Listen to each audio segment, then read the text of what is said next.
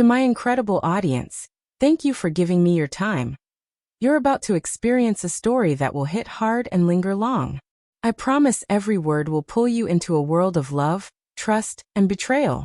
The moment I walked through the front door of that party, my stomach twisted into knots. Music pulsed around the living room. Laughter bounced off the walls, and I thought I was ready to smile and mingle. But then I heard it. The words that sliced through me like glass. Everyone, this is my roommate. He pays half the bills. The voice was hers, my girlfriend of 5 years, the woman I had trusted with everything. My chest tightened. I stared at her, my brain refusing to process what I had just heard. Roommate.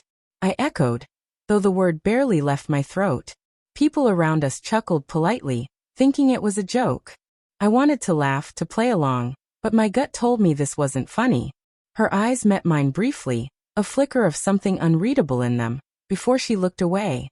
I laughed nervously, trying to cover the growing ache in my chest. Right, roommate, I said, forcing a tone of lightness. But my hands shook as I held my drink too tightly. The night moved on, but the words haunted me. Every time someone looked at me with faint curiosity, I felt exposed, small. She floated around the room, laughing, talking to other men in a way that felt intimate.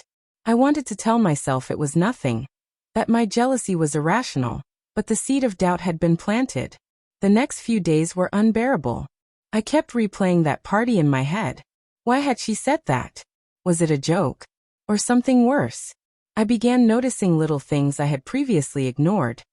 The extra time she spent texting late at night, her sudden defensiveness when I asked about her day, the faint perfume I didn't recognize lingering on her coat. I tried to talk to her. Hey, can we talk about the party? I asked one evening, my voice shaky. She glanced up from her phone and smiled, but it didn't reach her eyes. What about it? She said lightly, as if brushing off a scratch on the surface. You called me your roommate. Why?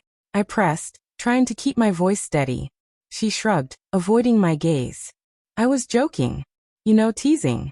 Everyone laughed. Don't make it weird. But I couldn't shake it.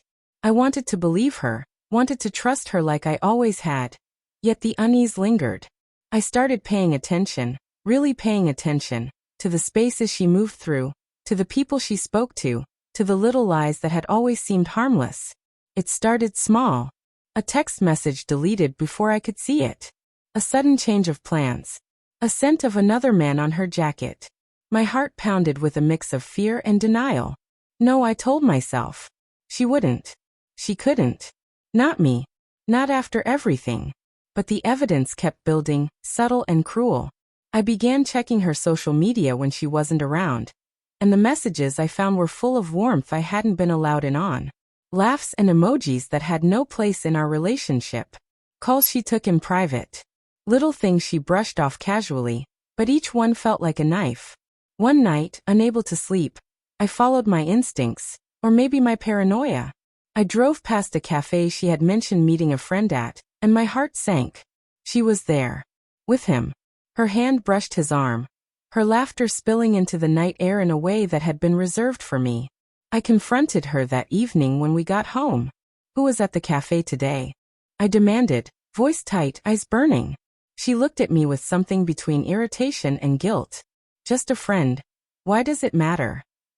It matters because it didn't feel like a friend. I said, the words tasting bitter.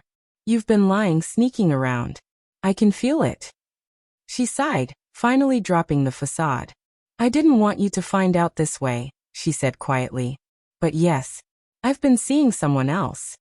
I felt my knees go weak. The apartment spun around me. You what?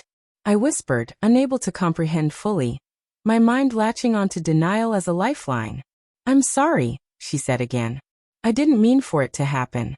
I needed something I wasn't getting here. The betrayal was a hammer to my chest, each beat sending pain through my whole body. Years of shared dreams, laughter, arguments, quiet nights. Everything now seemed like a lie, carefully stitched to hide her true intentions. I left the apartment that night, walking aimlessly through the city streets, letting the cold air slam into me. Trying to wake from a nightmare that refused to end. I replayed our life together. The moments I had cherished, now tainted with the weight of deceit. Days turned into weeks, and I wrestled with my emotions: grief, rage, disbelief, heartbreak. I had loved her completely, blindly. And yet, she had found a world outside me, one that I had been excluded from. Every memory became a battlefield. Every touch a reminder of her absence, even when she was near.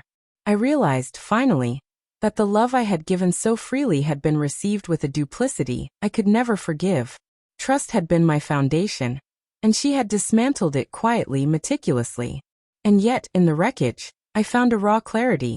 I couldn't change the past, but I could reclaim myself.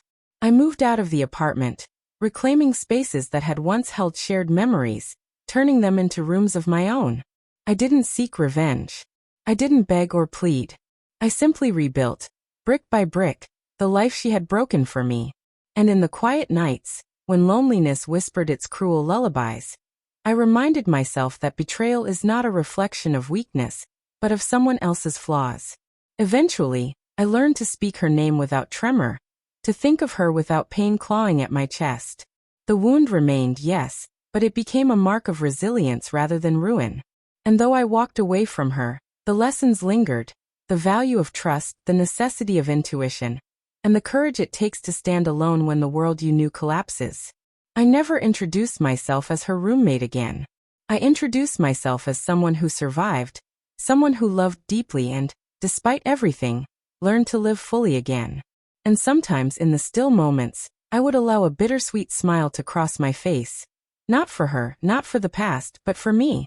For the strength it took to reclaim what betrayal tried to steal.